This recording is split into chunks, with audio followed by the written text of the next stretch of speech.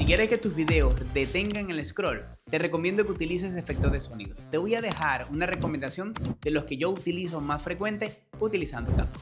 Utiliza Whoosh para hacer zoom in o zoom out. Utiliza el efecto de sonido pop o click para resaltar imágenes o palabras. Usa Razor para crear impacto. Y utiliza cámara shooter para transiciones como esta.